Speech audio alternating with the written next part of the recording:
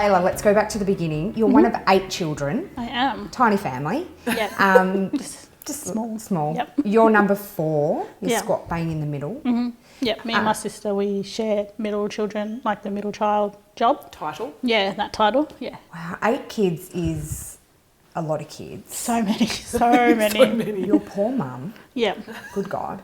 So when you were, you left your community though when you were 18 months. Yeah. And moved to Bendigo.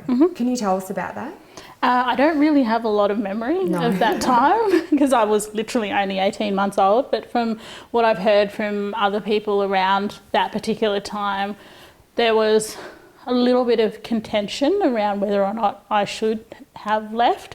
There was people because basically my guardian that I grew up with in Bendigo had to essentially ask my whole entire family as opposed to just my parents. Right. Because within the Yolngu universe and, the community as a whole is your family. Right. So there were people that didn't want me to go and there were people that did want me to go, and eventually the decision was made that I would end up going down to Bendigo.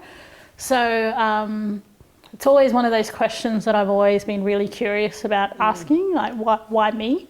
Out of 8 children, you could literally pick, and it was me that was picked. So it's a question that I've never had answered, and people, I don't know, I think they feel a little bit uncomfortable about talking about it for a number of reasons, and reasons that I'm not aware of either. But I've kind of come to a place where I'm okay with not knowing the answer because I'm extremely grateful that that decision was made regardless. Right. Yeah. So, yeah.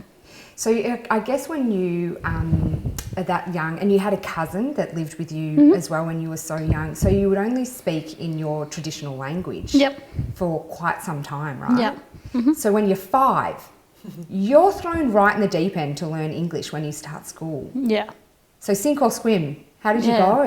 Pretty much. Well, basically when I used to go to play school or preschool, and I knew English because we have a lot of non-Indigenous nurses and teachers and those sort of things that come up to community. So I'd heard it before and I could understand it, but at that time I didn't actually know English. So I'd literally be at preschool with a whole bunch of blonde-haired, blue-eyed little kids, and they'd be talking to me and I'd understand what they'd say.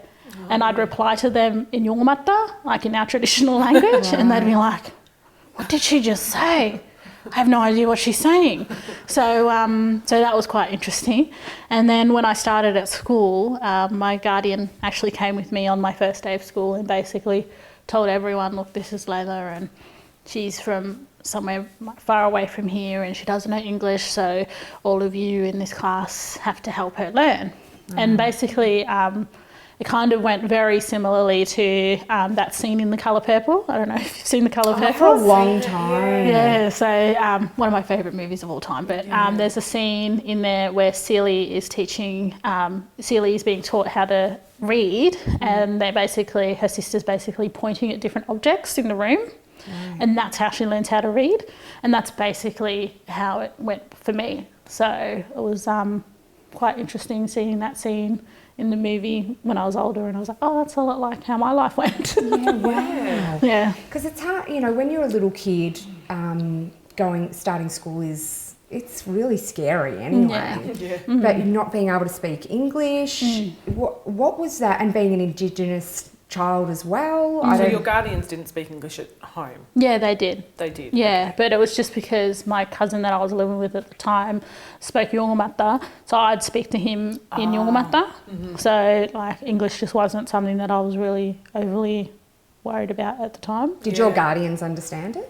Yeah, they understood it. Yeah. Because you were extremely shy as a child as well, weren't you? And I've heard that you've said a lot of Indigenous children are really shy. Yeah. Why do you think that is? I think it's just that whole idea of being outside of your comfort zone. And I know that everyone experiences that at some point in their life, but the wonderful thing about coming from an Aboriginal community is you're so involved in each other's lives and you feel really comfortable in that space, and you're able to be the person that you aren't necessarily when you're outside of that space. Right. And that, it's so comfortable that when Indigenous kids are put into a space where they don't feel comfortable, they kind of go inward. Just retreat. Yeah. And I was definitely one of those kids for sure, definitely. So what was school like for you? School was... I liked school, like I really did. I've always had a thing about learning. Like I love learning, hence probably why I'm doing like 1,000,003 things. But I've always had a thirst for learning, so that was something that I thoroughly enjoyed about being at school. But as a whole, I had my friends, and that was basically it. I wasn't really good at being like a social butterfly, and I wasn't a part of like that, you know, so-called popular group or anything like that, but I had my friends, and that's how I kind of got through school, was in that friendship group. But I wouldn't really talk to anyone that I didn't have to talk to. Right. You know, I only spoke to teachers because I had to and coordinators because I had to. Right. But besides that, I wouldn't like go out of my way to talk to people, and if people tried to talk to me, I'd just be like, oh my gosh, and just retreat. Right, yeah. It was kind of like that flight kind of fight kind of mode. Yeah, that your fight or flight kicked in when someone would talk to you. That's pretty full on, isn't it? Yeah. So how long did it last for? Did it take you through high school?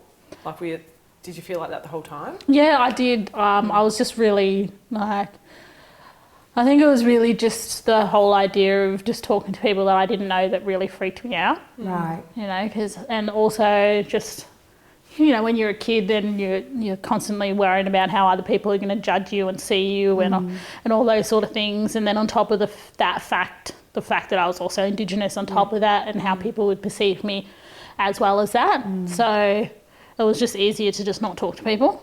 Were there many other Indigenous kids at your school? Oh, no.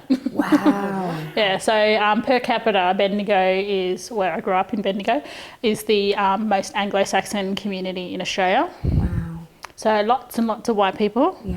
And basically the kind of picture that I make for people is like I was a little black dot in a sea of white. Yeah. Because that's literally what it was like growing up in Bendigo. I didn't have to deal with a lot of racism though, which is interesting because a lot of my contemporaries and people that I know at some point in their life had to deal with racism. But it was interesting because it's not something that I've really had to deal with at any time prior to my moving to Melbourne. Before that, it wasn't necessarily ever a thing. And I think, again, I attest that to the friendship group that I had and the fact that they would never allow that to come into our space. Yeah, wow. And I think also because I was one of the youngest as well, like my friends just automatically protected me because of that fact. And then also on top of that, them knowing that I was Indigenous, so it was always nipped in the bud before I even had a chance to react to it. Great. Yeah. God, what special friends. Yeah.